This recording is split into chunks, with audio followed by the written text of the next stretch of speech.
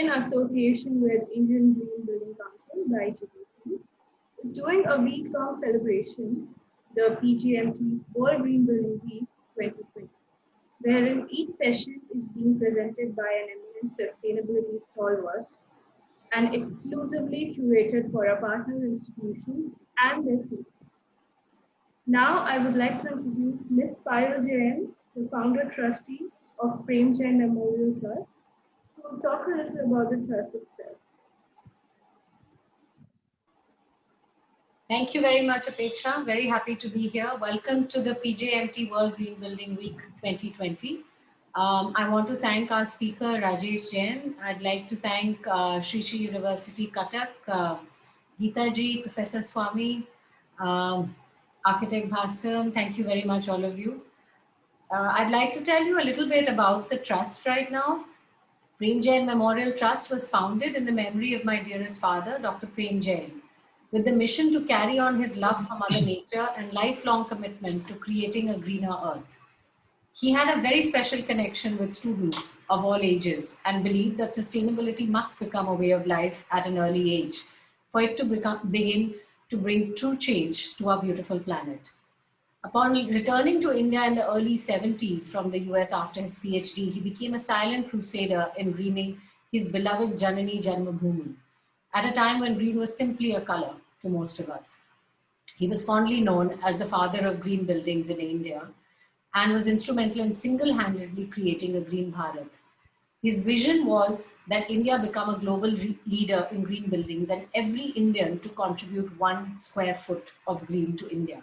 At that time, the population was 1 billion. Hence, the target was 1 billion square feet. For those of you who didn't know him, I'd like to share that he lived on the path of dharma, justice, integrity, truth, and humility. Everything he did was with purpose and intention, commitment and dedication, kindness, compassion, and love. This is what made him so special to all those who were attached to him, worked with him, learned from him, or associated with him. He lived with the greatest pride for his mother and motherland, both of whom he worshipped.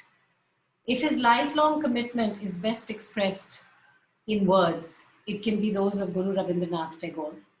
Where the mind is without fear and the head is held high, where knowledge is free, where words come from the depths of truth, where the mind is led forward into the heaven of freedom, my father, let my country awake. Dr. Jain took over chairmanship of Indian Green Building Council in 2007 and set the target of 1 billion square feet to be achieved by 2012. Under his direction, it happened a year earlier and IGBC hit the 1 billion mark in 2011. Then he changed the target to 2 billion, which should have happened by 2015. Again, lo and behold, it was achieved by 2014. By 2018, Indian Green Building Council had 5.7 billion square feet of good green footprint in India. India at that point was number 2, only to the US in the entire world. Dr. Jain and Indian Green Building Council's love affair began early in 2003 when he started with Spectral to design the Godrej Green Business Center. As they worked diligently on it, they managed to get the highest LEED Platinum rating and it became the world's greenest building way back in 2004. Today we are in 2020 discussing how the planet needs to be green. After that followed 60 Platinum, 40 Gold and many more awards for India. The Indian Green Building Council is part of Confederation of Indian Industries and was formed in the year 2001 with a vision to enable a sustainable built environment for all and facilitate India to be one of the global leaders in the sustainable built environment by 2025. As you know, IGBC is responsible for developing new green building rating programs, certification services, green building training programs, and much more. They work closely with state governments, central governments, world green building councils, bilateral and multilateral agencies to promote green building concepts. Today, I would like very much to thank the IGBC family, the entire family, which is now my family, and thanks to Mr. V. Suresh, the chairman of Indian Green Building Council, who inaugurated this session on day one. He's not here today because he was busy. He will be joining us later in the week. I would like to thank IGBC student chapters who have been participating in all of our events. Sri Sri University, Cuttack, Professor Swami, Dr. Geeta, Bhaskar ji, thank you very much. And thank you for having your students with us. Sandeep Narang, whose brainchild this is, and without him, this would not have been possible. Dr. Hariharan, who set the first step of webinars moving, and thanks to him, we are here, a very long journey in the last 5 months. I'm eternally grateful to him. The PJMT trustees, board of governors, and the entire back-end team which has made this happen, thank you very much. Thank you very much. And thank you, Apeksha. Apeksha here, I will take 1 minute to introduce, is one of our green ambassadors. When she joined Prem Jain Memorial Trust, she was a student at APJ College. Now she has graduated, is moving on to doing bigger and better things, and she still continues to be associated with us. So thank you, Apeksha. Over to you. Thank you, ma'am. Now I would like to invite architect Bhaskar Bharadwaj, the Design Chair Faculty of Architecture at Sri Sri University, Cuttack, which is also the partner institution on this session. Over to you, sir.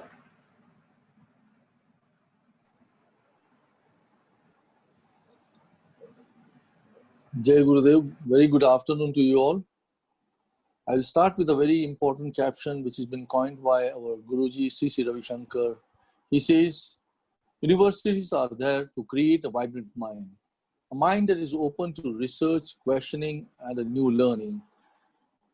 It's an immense pleasure for us to participate in this World Green Building Council webinar series organized by our industry partner, Prem Jain Memorial Trust, in the memory of Dr. P.C. Jain, popular and well known as Green Guru.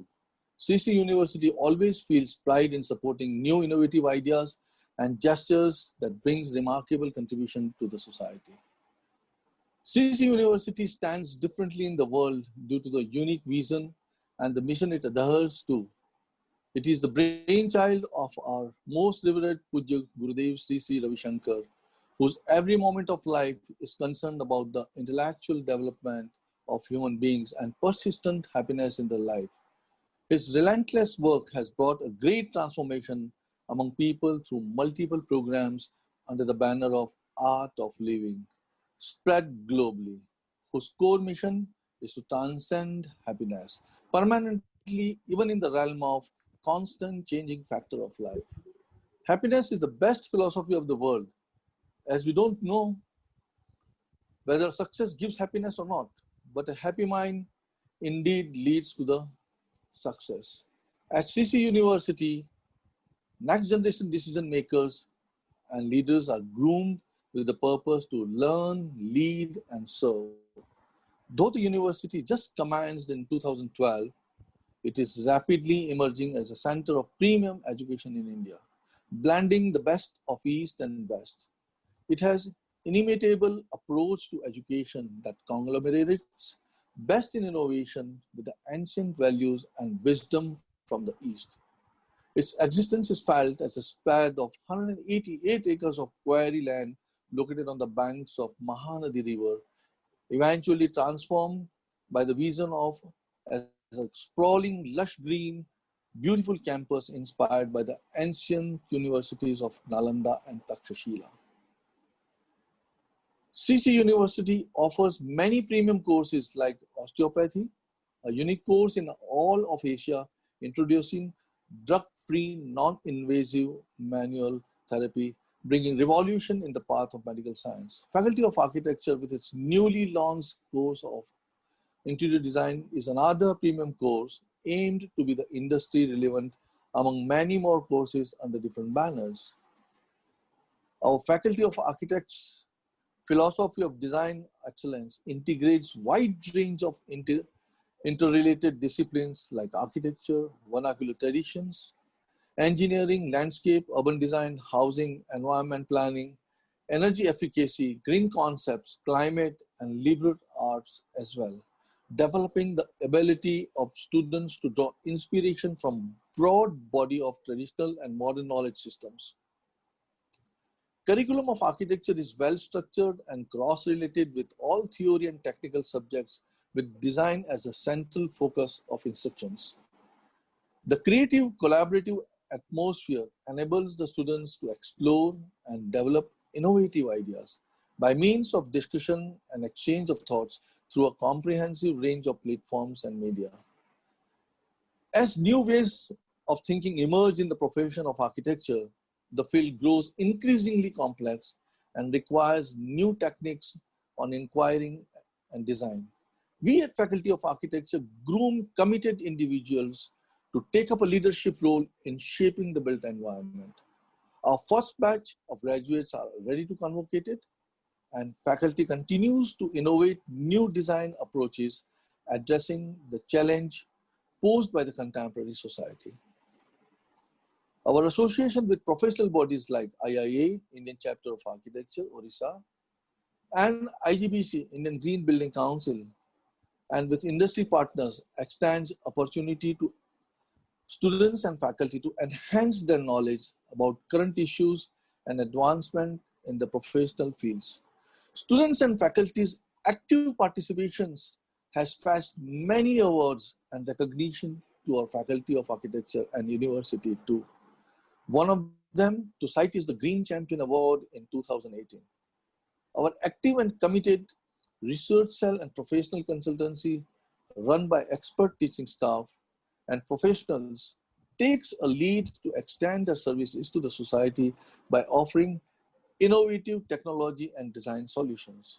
We are thankful to Dr. Hariharan, who brought us in touch with Premchand Memorial Trust through the Living Building series, which led to our interns participating in an industry institute interface through a co-creation workshop mentored by him. PGMT, in close association with IGBC, today forms a platform to collectively make our nation green and a world leader by making our country not only green and zero carbon, but moving towards the minus carbon like Bhutan. Nothing can be a good tribute to Dr. P.C. Jain than fulfilling his dreams of India as a green leader. As Prem, love does not die. Dr. Prem also resides with us in our heart, driving us to green goals to achieve and making a green Bharat. Here, I take a great pleasure to welcome our today's speaker, keynote speaker, Mr. Rajesh Jain, Managing Director of Enhanced WAPP Systems.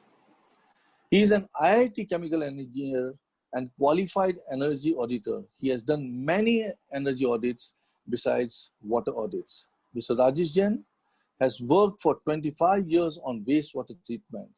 He and his family were very close to Dr. Jain, and even his first breakthrough came from Dr. Jain himself.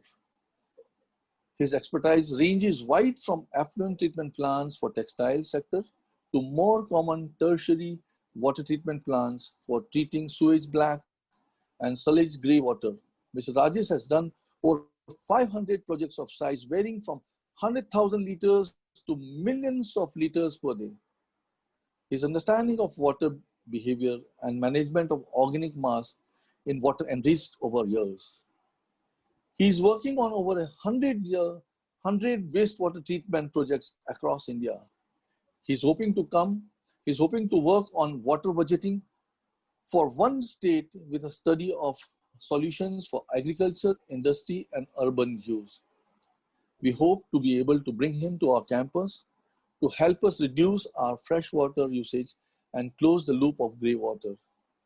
Now, can I request all of you to join me in extending and with a warm welcome to our keynote speaker, Mr. Rajesh Jain. Mr. Rajesh Jain.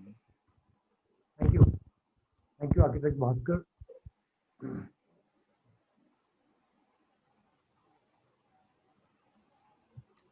And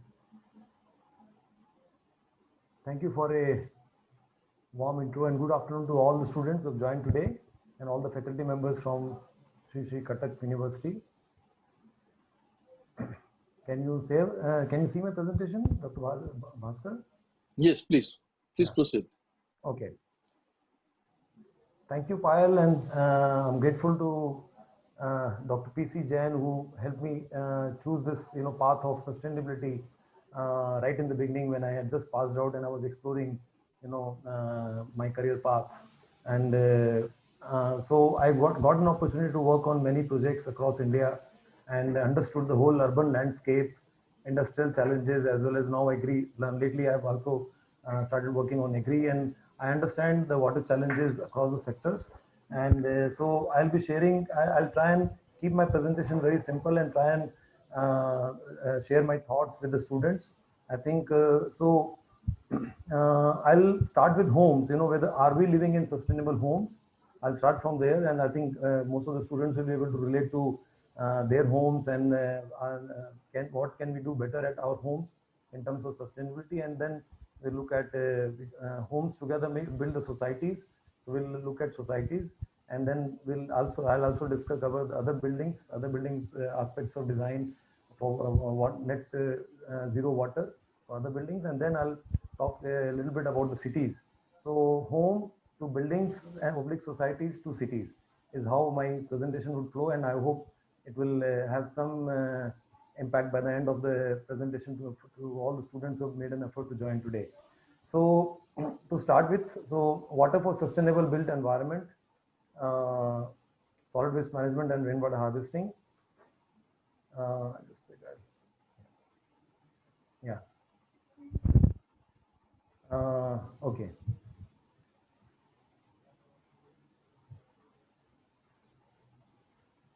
Just a sec.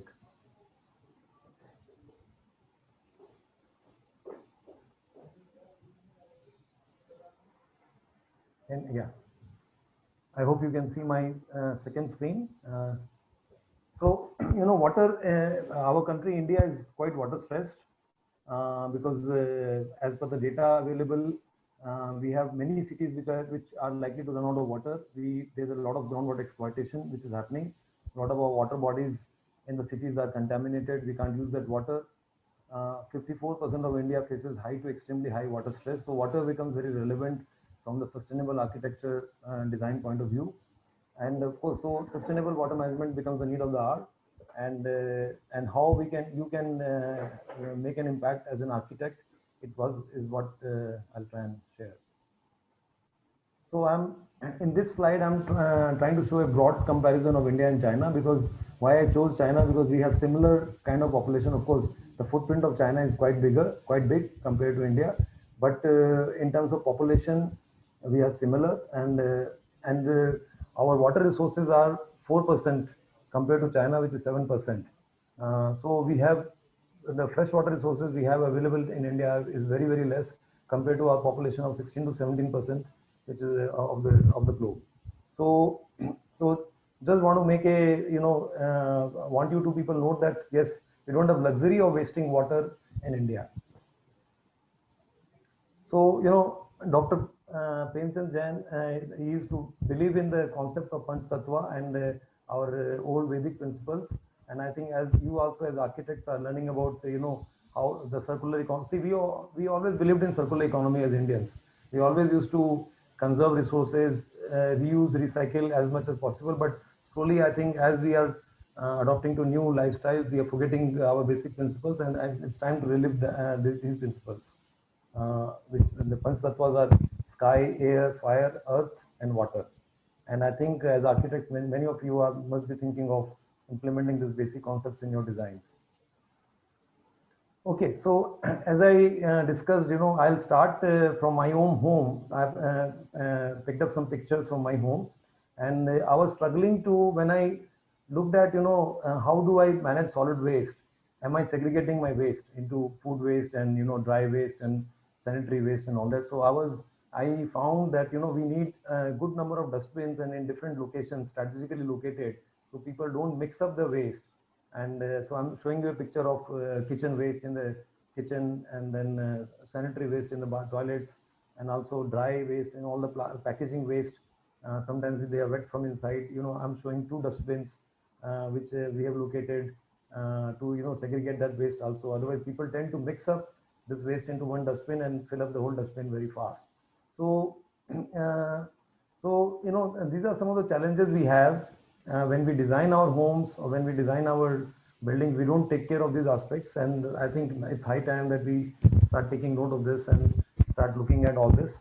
Of course, solar is a recent development, and a lot of rooftop solar started getting implemented. Helps a lot in the insulation part of it. Plus, there's electricity generation. Your air conditioning load can also come down if you appropriately locate the solar panels on the terrace or on the exterior surfaces. One picture I'm showing here is a condensate recovery. So all of us have air conditioners, and India has become quite humid. Even North India, which used to be a dry weather, now is quite humid. So you can collect a lot of water just by putting a bucket, below the condenser pipe, which just drains out the water. And in my home, where we operate 2 to 3 air conditioners, and we are of course we try and be as sustainable as possible and don't waste any electricity and water at our homes. Even in my home, I found that I could collect 4 to 5 buckets of water easily, fresh water, rainwater. It is as good as rainwater. And of course, when you talk about metering, there is no water metering. Most of us do not have water metering today because it is not. Just imagine can you imagine electricity being supplied to you without metering? So how can you imagine water being supplied to you without metering? So that's the parallel I'm trying to draw. So all these things are missing in some of the designs, of our homes, and we must look into all these aspects. Otherwise, we will have all the impact of climate change, and all the filthy cities which we have will have all these issues. So let me move on from our homes. So why I started from home? Because as students, you can relate to homes. You're still studying. You may not have gone through the whole process of designing the buildings and all that. You will be doing that in future, but you can very well relate to homes, your own homes. So let me now move on to the different types of buildings which are there, which you will get to design if you opt for a design profession in architecture. So you have home, societies, you have hospitals, hotels, commercial buildings, educational campuses, and different types of buildings you have, and a lot of them will be air conditioned, and a lot of them will be semi air conditioned, and a lot of them will be in future will be net zero energy, or near net zero energy, net zero water. So what are the things we need to look at when we look at the design of some of these buildings? So if the city has to be water efficient, then each building has to be water efficient. That's the message I am trying to promote. So these are some of the norms, building water consumption norms, based on which we design our systems, water management systems, whether it is water treatment plants or sewage treatment plants. So domestic water consumption is 135 liters per capita per day, per person per day, and I'm sure a lot of you architects already know about this figure. Similarly, for hospitals, hotels, restaurants, offices, and we have different type of norms. 180 liters for a per person for a hotel. Restaurant is 70 liters per seat. Offices it is 45 liters per capita, and schools also 45 liters per capita. So this is how we design our water management systems. This is how we define our capacity. So as I said, from homes will discuss about the city. About the societies. In societies, why I'm society is slightly different than other buildings. So, and we, in olden times, we always used to have this gray and black water was always segregated. We used to have dual discharge, and we used to have gray water flowing in the open drains in a lot of these towns, and even in some slum areas, and the practice is still going on. And sewage used to go to our septic tanks. And on the left hand side, I'm showing the rainwater for drinking. This used to be a very common practice in water scarce areas like Rajasthan, where we used to store water for round the year for drinking. So this I feel is a very, very sustainable design, and provided we are able to treat and recycle the grey water, and the grey water can be treated to drinking water standards. And I don't think in future we will have any problems of drinking this kind of good quality treated water. So grey to drinking is what is quite feasible in terms of even our mindset. It should be, because water is being recycled now in all these Western countries, Singapore or Europe and all, 7 to 8 times. So including sewage. So we are being safe here. We are trying to say that why don't we just treat and reuse grey water as domestic water. Of course, the black water, which has a lot of nutrients, which is coming out from our commodes, has a lot of nutrients, is rich in organic waste, can be treated and used for horticulture, because this will be a good, it will also provide a lot of nutrients to our plants and grass and all. And this is the way we can actually reuse 100% of the water. The current practices are slightly different. In current practices, we have single discharge system in most of the cities we live in, and we have a single sewage treatment plant, and we treat the wastewater, and we use the wastewater for horticulture and flushing. So the problem with that system is that we are able to reuse only 50 to 60% of the water. Sometimes we are not able, so we are wasting a lot of treated water, and a lot of energy and maintenance and investment has gone into treating that water. So why waste? So that's the whole idea, and that's what I propose, that if we can have dual discharge, and single supply or dual supply. That's a good sustainable and circular economy concept from water management point of view, for homes and societies. So 100% water saving is what we achieve here. These are some of the pictures of storage, rainwater storage structures. Of course, as architects, you will always have constraints and restrictions on your budgets and all that. So you'll have to experiment with different type of structures, whether it is open, whether it is a closed tank made of stone, or tanks below the ground, or maybe I'm also hearing now you can have actually a tank made of soil with some impermeable layer which is created.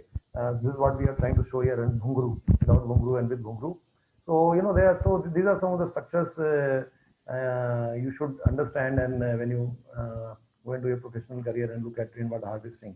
So what I propose here is that we should, these days we use a lot of RO at homes and treat water, because we're not very sure about our municipal water supply, and unnecessary we are wasting water through ROs and all. What we should ideally do is we should store rainwater for round the year use. And when I did a calculation, each of us drink about 3 to 4 liters.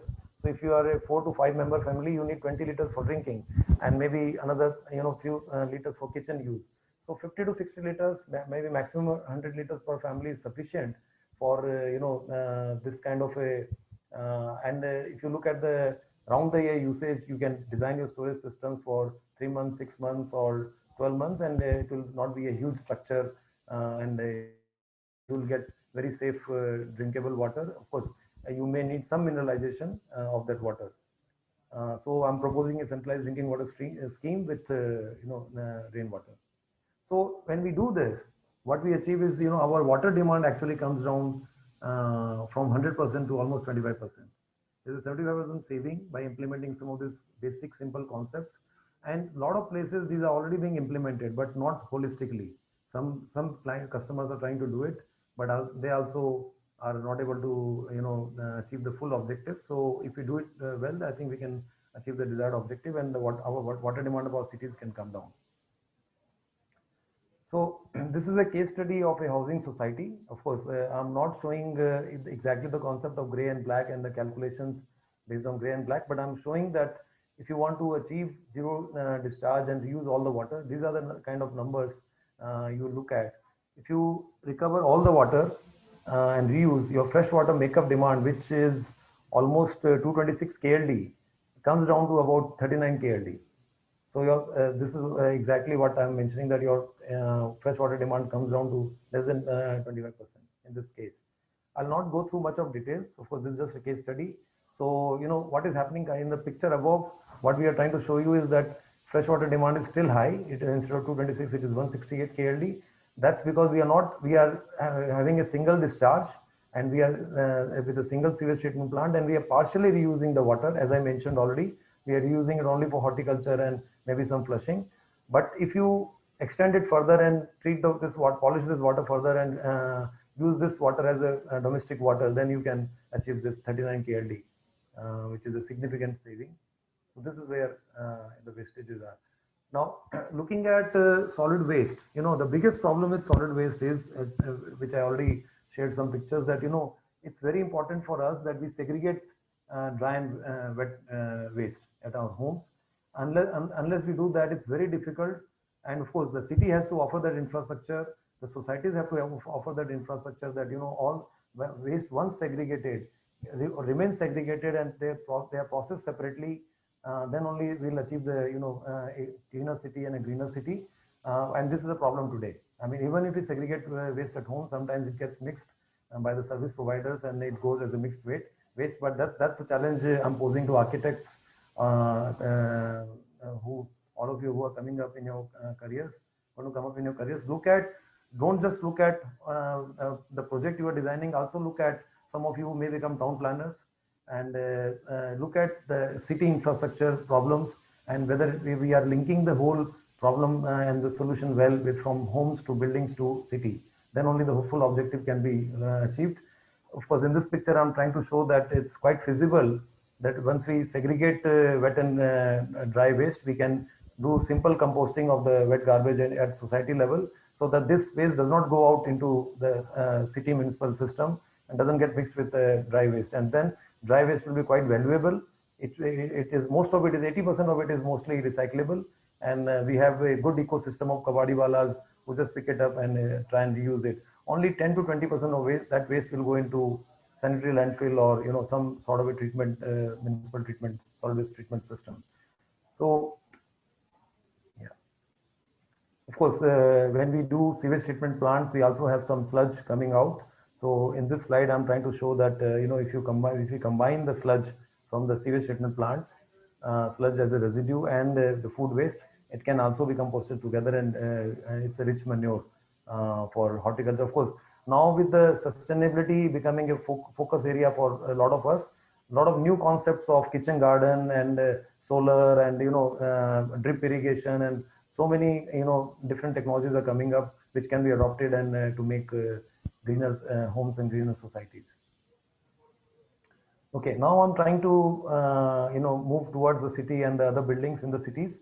Of course, these are some of the water resources we have in city. We have water bodies, we have rainwater. Of course, now with the climate change and kind of things, our rainwater is very, we get very heavy rains, and most of the time we have flooding problems because of the number of rainy days are coming down, and but rains are peaking in terms of hours and all that. There's a lot of flooding problem in cities. Of course, groundwater is either it is depleting very fast or not being replenished, or we have problems of hardness, high TDS, salinity, and we have problems of sometimes we have problem of arsenic and fluoride and all that.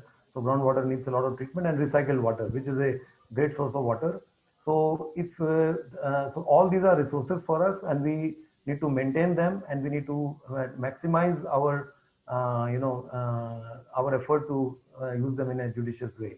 So of course, the way you get supplies at home is either through municipal supply or through a borewell. Of course, borewells are now government is trying to restrict the use of borewells especially in commercial use, and tanker water supply is becoming very common because municipal supplies enough water is not available to the municipalities that they can supply water to all.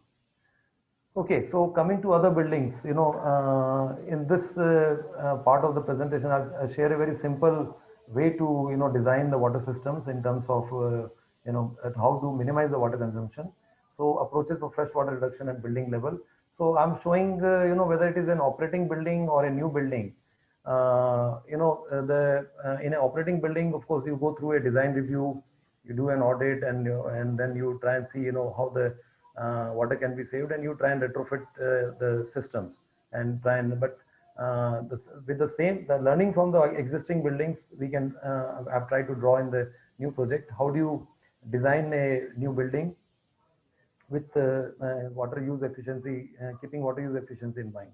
So concept design, and of course IoT is today we want everything to be data driven. All data should be readily available to us. That's why IoT becomes very handy here.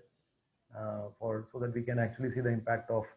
So in this slide, I'm trying to show the kind of water losses we have in buildings. So we have a lot of losses. It is not just wastewater coming into STP and partially getting recycled, which is one type of waste.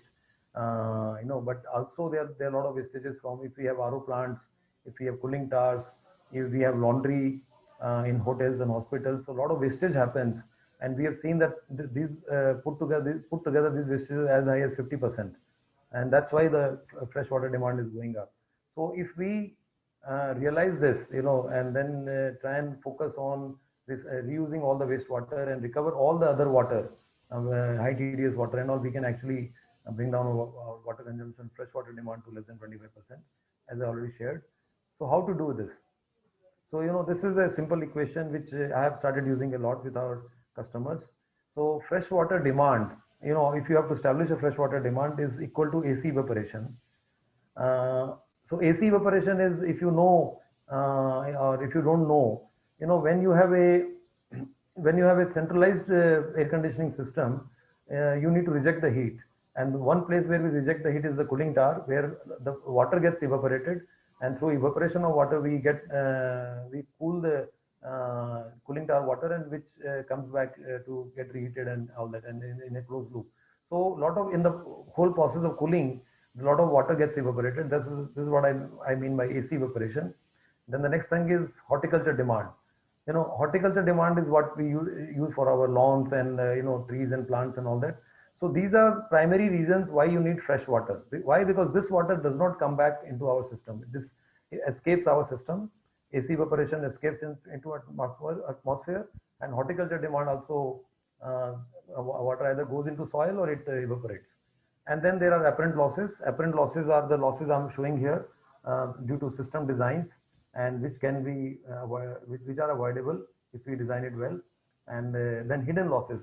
We always have some hidden losses in terms of leakages, and these losses are undetectable. So we call it hidden losses. And excess water drain from STP, which is what I just shared. So if you look at if I look at the current building designs and the future building designs which you people will design and build. So if we tap into these wastages, excess water drain from STP, apparent losses, and try and minimize the AC evaporation losses and horticulture demand through drip irrigation and all, we can actually bring down our freshwater demand like anything. Let me move further. So, this is very important. This equation is very important, and I'll summarize the presentation also. In the end, I'll again re-emphasize on this equation and the use of this simple equation for your designs. Okay, this is in this slide because we have laundries. Now there are a lot of laundromats which are there in cities, but I'm particularly talking about hotels and hospitals where we have laundries, and now it is very much possible to reuse the laundry wastewater back to laundry, and this is one of the ways again in hotels and hospitals to save water. So the whole ultimately the whole concept of zero discharge should come in by the time you people pass out. I think all of your projects should be designed with a zero discharge angle, so that you are able to really make an impact in terms of water savings. This is a water balance I'm trying to show, where we try and segregate the water into gray and black, and reuse most of the water. Laundry water goes back to laundry. Gray water gets recycled as domestic water, and STP treated water goes back into secondary uses like landscaping and HVAC and all that. And zero discharge is quite possible, and it will be So as I was just explaining about this equation. So if you do a design and in which you make sure that your apparent losses are zero, how do you do it? Of course, you need to integrate the whole design, and make sure that all the wastages are tapped and reused and treated if required and reused. Excess water drain from STP, you're trying to make sure by either doing gray or black, or whatever way, you are trying to make sure that there's no excess water which is drained out from STP after treatment. So these two become zero. And then, of course, horticulture demand you can bring down by using drip irrigation or efficient irrigation systems. And AC evaporation you can actually bring down by passive architecture, which can bring down your air conditioning demand already by 25% to 30%. And then look at new innovative ways of reducing the air conditioning demand by regulating the temperature. Your temperature should not be 22 or 24 degrees, it can be 28 degrees and all that. So all these things you learn in your, and I'm sure the speakers who are experts on energy will share all these concepts. There are many ways you can actually bring down the, so it's in my view, it's quite possible to bring down the air conditioning demand to 50% of the current levels in any existing building if you design it well for a new building. So this is how you actually bring down your freshwater demand. The first step and second step I already covered. The third step is evaluate the design for all seasons and full year. So this is very important because your air conditioning demands varies around the year. Your water demand also varies accordingly around the year. In winters it will be different, in summers it will be different. So you should have a full view of what's going to be your demand around the year, and based on that you should integrate your water management systems. Fourth step is rainwater harvesting and supply it as a freshwater makeup. So if you do that, then actually your net freshwater demand may be even less, below 10%.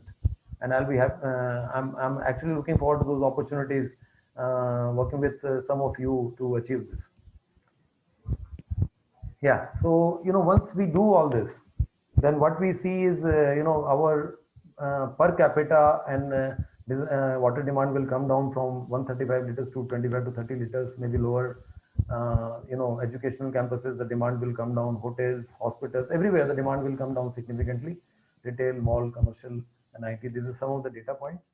Of course, not. I'm just sharing a range because it will totally depend on the water quality. And now moving on to the city aspects. The moment we address our homes and societies and buildings, a lot is already done in the city, and the burden on the city infrastructure will be much less. But of course there are some other challenges which we'll have to tackle in terms of whether it is construction debris. That's a big problem.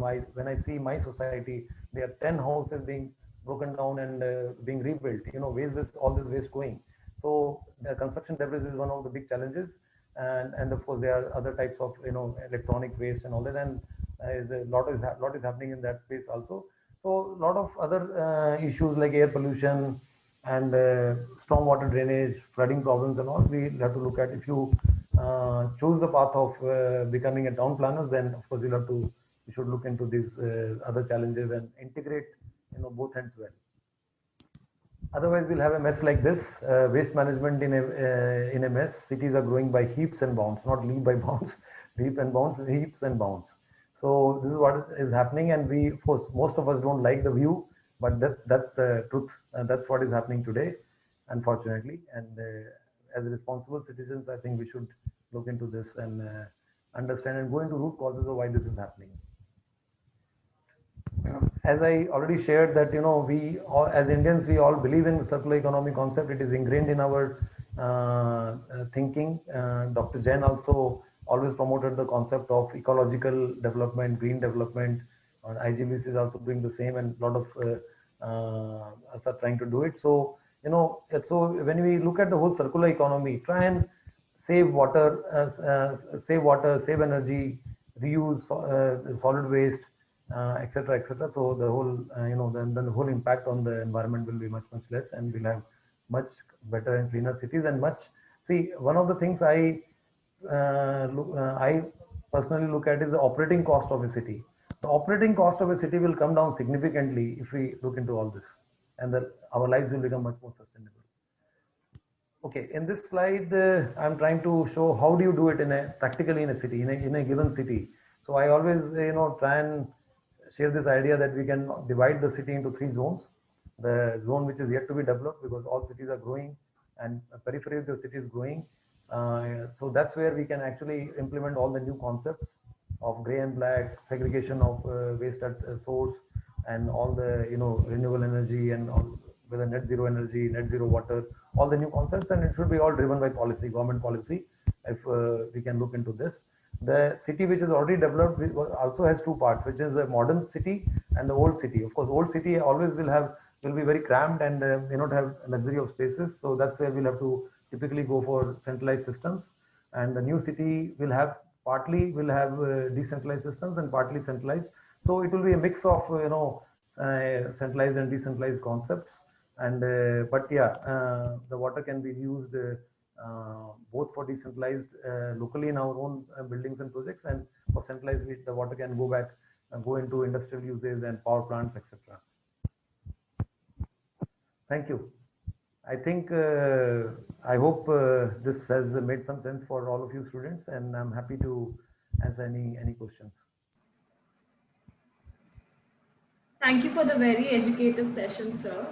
I'm sure there are a lot of questions, and for that, Mr. Bhaskar Bharadwaj will take on. Kindly put your questions in the designated question and answer chat box. It's probably in the center bottom of your screen. So, Mr. Bhaskar? Yeah, thank you very much, Akanksha. Mr. Rajesh, there is one question one student has asked. If every house in a city practices rainwater harvesting, can be eliminated the new requirements for water supply from the municipal corporation? Yes, I think so. And Yeah. how can that be done? So it can be done. If you reuse all the wastewater, as which I was trying to show, actually your water demand will come down to 25% from your fresh water demand. Then if you do condensate recovery from air conditioners, another 10% will go, and 15 to 20% is typically the water you will be left with, which you can easily make up with your rainwater harvesting. Yeah, so it's quite possible. No. There is another question from a student. He says, our bazaar produce a lot of vegetable waste on a daily basis. Can we not devise a system of composting at the commercial scale using such waste? Maybe the municipal corporation can institutionalize this process. So, sorry, the first word I missed. What is the word you used? First word? I'll repeat the question. Our bazaar produce a lot of vegetable Our waste on daily bazaar. basis. Yeah. Okay, I got it. Market. Yeah. Okay, sorry. So, composting, and there are two typical technologies for wet garbage. One is composting, another is biogas. Biogas also, systems also leave some residue as a compost, and very good compost. I think depending on the scale, whether we are doing it at a small scale or a large scale, we can choose either of these two options and technologies, and there are different technologies which are there available commercially, and of course it can be done now. There's a lot of focus by the Indian government on bioenergy policy. Indian government has come out with a bioenergy policy, and there's a lot going on in terms of biomass exchange and all that, because there are a lot of logistical challenges. Waste is scattered all around the bazaars and all that. So how do you do it? And in Western countries, what they have done in Germany and all, they have actually made the whole biogas grids within the city, and the whole public transport runs on biogas, clean biogas. So all this is feasible, yes. Great. There's something similar to this question. Why can't we make composting a mandatory requirement for commercial food and beverage outlets? Is it possible to do it? It's actually being done. Now composting is mandatory in most of the projects, and I've seen almost all projects which have come up in the last 5 years have composting machines. Of course, the techniques they are adopting, whether those techniques are the best, because a lot of them are using heaters, and which is totally not the best thing to do. To dry the waste, it is more of drying than composting. So you'll have to choose the right technology and right process. But yeah, it is almost being made mandatory, especially in the large cities, metropolitan cities and all. Great. This is a very interesting one. What initiative should government take in conserving water, which is wasted through water tanks, which is a usual case, and there's a huge wastage of water from the water tanks? So, water tankers are mostly being unregulated, water supply, and most of it is water which is stolen from the municipal systems, or, extracted from the groundwater and all. So no government will ever encourage it, but unfortunately, because of the constraints of, whether it is financial constraints or infrastructural constraints, we are still forced to, this tanker water supply it's a business opportunity for a lot of people, whether politicians or people. So that's why it is being expanded. And a lot of times I know the city governments try to monitor them through GPS trackers and all, but it fails. Somehow it fails. So the best thing is that if we build sustainable homes in society and discourage tanker water supply, as a buyer, we should not encourage our customers should not encourage getting tanker water. That's the thing. Otherwise, I don't see in near future this is controllable, because this is also sometimes a necessity. If you don't if I build a home and I don't have any other supply source, I don't have groundwater and other water, then I'm forced to buy tanker water. So I hope I've been able to answer this in a roundabout way, but I can be more precise if if you feel like repeating the question, because I maybe have lost track of exactly what is the question.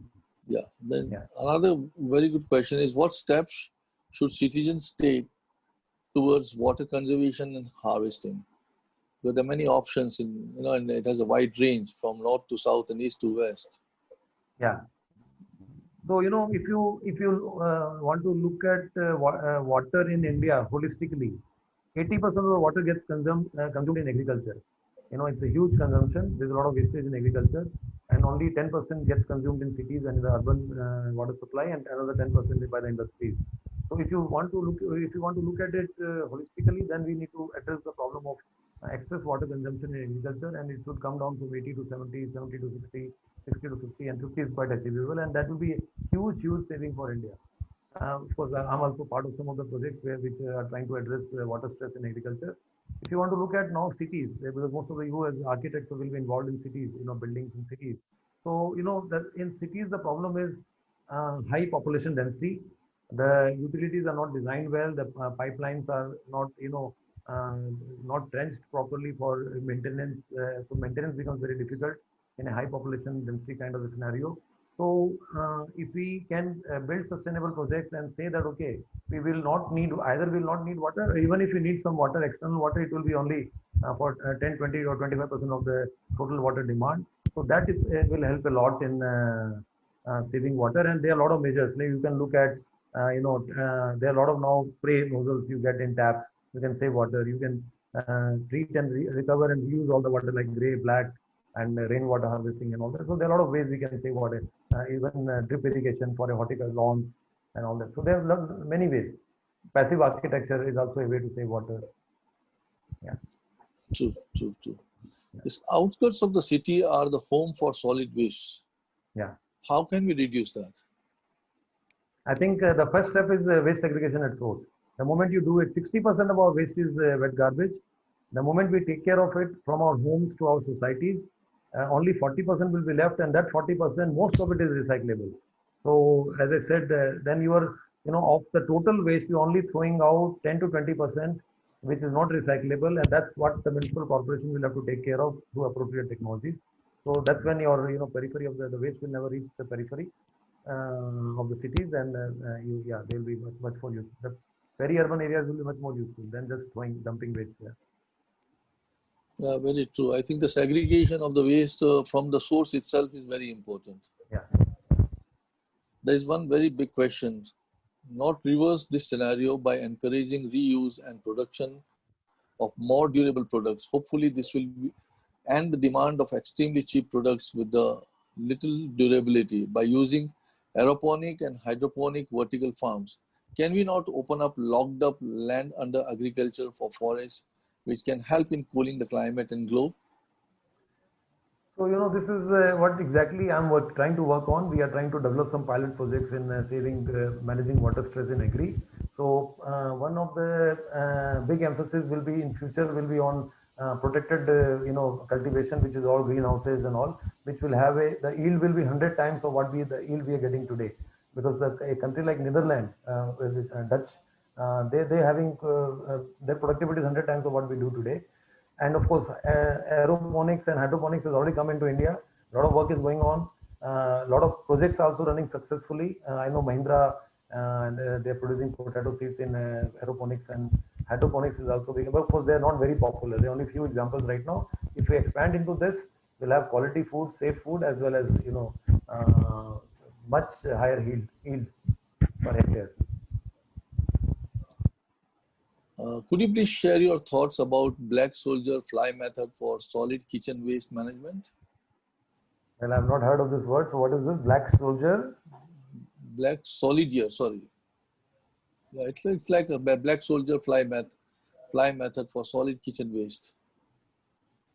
No, sorry. So I'm not getting into the meaning of this word. What I've understood is, it's a black soldier fly method for solid kitchen waste management. So I have not exactly understood this word, but as I see, if you're talking about solid waste management, wet garbage in the kitchen management, basically kitchen solid waste. Kitchen solid waste. So a lot of people are also doing composting at home and not dumping any waste outside of their homes. So that's also whether you opt for vermicomposting or natural composting and all, which is, so that's what I think you probably want to know, or this otherwise, Yeah, it's something, the same things on the same line. Okay. I think there are plenty of questions which are like, bubbling up in the question answer chat. Okay. But I suppose as we have a system over here that, okay, fine, everything will be posted here, and PJMT will get it across to you, and then maybe perhaps you'll be happy to answer them back so that students and the faculties will get benefit out of it. Yeah. All right. Okay. All right. So with this, I, on behalf of CEC University and our industry partner, Premchand Memorial Trust, extend a very hearty vote of thanks to our keynote speaker, Mr. Rajesh Jain, for gracing his important work and sharing with us his findings and opinions today with us. And we have a standing invitation for you to join us onto our campus and just have a look at it and guide us what best can be done to us. So we invite you right here to come to our campus as soon as the COVID is over. Okay. Thank you so much. I really appreciate your speech and your knowledge which you have extended to the students and the faculty.